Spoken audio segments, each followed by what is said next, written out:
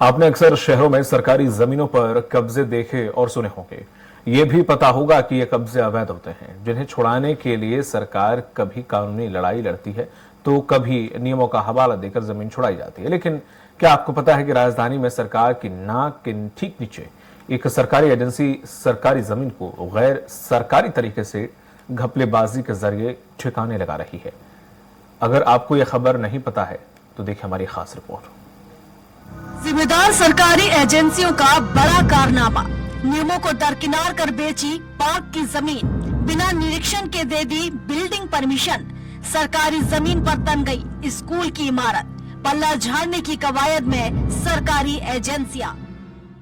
मध्य प्रदेश की राजधानी भोपाल को खूबसूरत बनाने का जिम्मा जिस एजेंसी का है, वही अब राजधानी भोपाल की खूबसूरती बिगाड़ने पर आमादा है। शहर की इस एजेंसी का नाम है बीडीए यानी भोपाल विकास प्राधिकरण। बीडीए ने अपने कारनामे के चलते शाहपुरा 20 सेक्टर का नक्शा ही बिगाड़ दिया है। यहाँ पार्क की जमीन एक संस्था को स्कूल बनाने के लिए दे दी गई। इस काम में बीडीए ने सभी नियमों को दरकिनार कर यह बड़ा कारनामा कर दिया।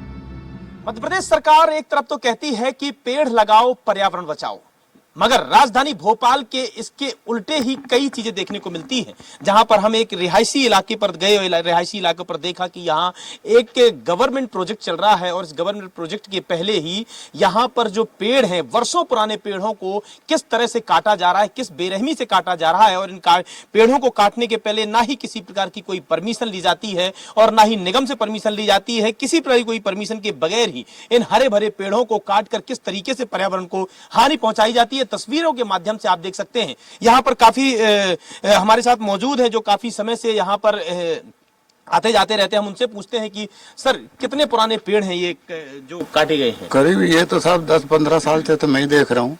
काफी अच्छे पेड़ थे और राय साहब ने पानी वगैरह भी इनमें बहुत दिलवाया और हम भी देख रहे हैं इनको। लाइफ लाइन वालों ने भी लगवाए थे यहाँ अंदर में ये झाड़, लेकिन अभी ये काट दिए। पता नहीं, ये अपने को आइडिया नहीं है किससे परमिशन ली है किससे नहीं।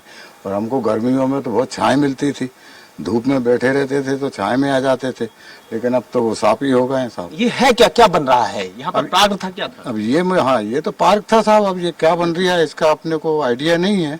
अब माना जाए कि जो हरियाली का मजा आप लेते थे, छांव के नीचे बैठते थे धूप से बचने के लिए, अब वह आपको नहीं मिलेगी इन लापरवाहों की वजह से। हाँ, तो अब वो तो छाएं तो कट गई ना साहब। अब कहाँ से मिलेगी अपने को धूप छाएं भी नहीं मिलेगी अब तो।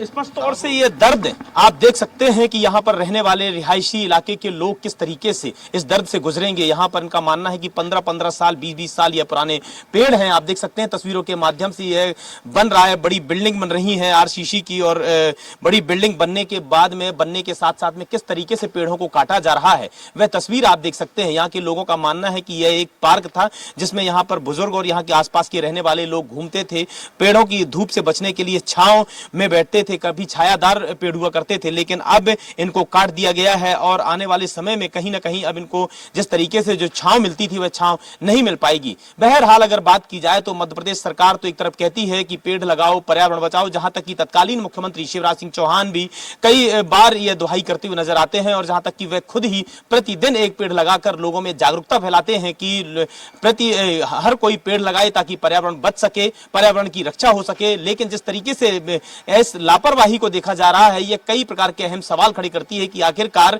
ऐसा क्यों कि पेड़ काटकर ही बिल्डिंगों का निर्माण किया जाए। कैमरामैन प्रतीक के साथ दुर्गेश गुप्ता, स्वराज एक्सप्रेस भोपाल। यहाँ रहने वालों का दावा है कि यह पार्क की जमीन है। टीएनसीपी नक्शे में भी यह जमीन ओपन स्पेस यानी पार्क के लिए है। कभी यहाँ बुजुर्ग टहलते थे, बच्चे खेला करते थे, यहाँ बड़े बड़े छायादार पेड़ हुआ करते थे, लेकिन छटाई के नाम पर पूरे पेड़ काट दिए गए। यहाँ रहने वाले अपने हक की लड़ाई के लिए अदालत में भी अर्जी लगा चुके हैं। यहाँ पर बहुत बड़ा ये आप पीछे देख रहे हैं, ये पूरा एक पार्क था जिसको आधा कर दिया। आधे में ये लोग इलीगल तरीके से स्कूल बना रहे हैं। इलीगल तरीका इसलिए क्योंकि ये इनको बीडीए ने दी है जमीन, जबकि टीएनसीपी के मैप पर ये जमीन पार्क के लिए अलॉट की गई है। तो बीडीए को पैसा वैसा खिलू के जो भी किया है इन लोगों ने खरीद ली है। अब केस चल रहा है उसके खिलाफ, क्योंकि टीएनसीपी ने बोल दिया है कि हमारी तरफ से बिल्कुल यहाँ पार्क की स्कूल की परमिशन नहीं है। यहाँ पर लोग पूरे सालों से बुजुर्ग लोग पूरे यहाँ पर वॉक करते थे। यहाँ पर बढ़िया फुटबॉल का हम लोग ने प्लान किया था, हमारे बच्चे फुटबॉल खेलते थे, वो सब झूले वूले उठा के उन्होंने पीछे पटक दिए। मामले की हकीकत जानने स्वराज एक्सप्रेस ने जब बीडीए अध्यक्ष कृष्ण मोहन सोनी से सवाल पूछा तो जवाब मिला कि मामला उनके कार्यकाल के पहले का है। हालांकि जानकारी ये भी मिली है कि बीडीए अध्यक्ष ने मामले की फाइल बुलाई है। बाकी सवालों के जवाब वो अदालत में देने को तैयार हैं। ये प्रकरण तो बहुत पुराना है और मेरे संज्ञान में कुछ दिन पहले किसी समाचार पत्र में पढ़ने में भी आया था कि भोपाल विकास प्राधिकरण ने निवर्तमान अध्यक्ष के शक्तियों का प्रयोग करते हुए ओपन स्पेस को जो है किसी संस्था को स्कूल बनाने के लिए बेच दिया, और जिस बिना पर बेचा और बेचने के बाद उसका लेआउट चेंज करने के लिए टाउन एंड कंट्री प्लानिंग को भेज दिया। टाउन एंड कंट्री प्लानिंग में क्या हुआ ये तो मेरे संज्ञान में नहीं है, लेकिन समाचार पत्र के माध्यम से ही पता चला था कि नगर निगम ने भी उसकी अनुमति निरस्त कर दी टाउन एंड कंट्री प्लानिंग के अनुमोदन के अभाव में। शाहपुरा 20 सेक्टर शहर की सबसे खूबसूरत कॉलोनी में से एक है, जहां 12 हरे भरे पार्क हैं। 2014 में यहाँ की लीज रिन्यू की गई थी, लेकिन कब और किसने बड़ी खामोशी से इस जमीन का सौदा कर दिया, इसकी किसी को हवा तक नहीं लगी। बहरहाल काम करने वाला अपना काम करके निकल गया। अब यहाँ रहने वाले लकीर पीट रहे हैं। देखना दिलचस्प होगा कि क्या बीडीए अपने फैसले को बदलेगा या फिर इंसाफ अदालत से मिलेगा। भोपाल से कैमरामैन प्रतीक के साथ दुर्गेश गुप्ता की रिपोर्ट।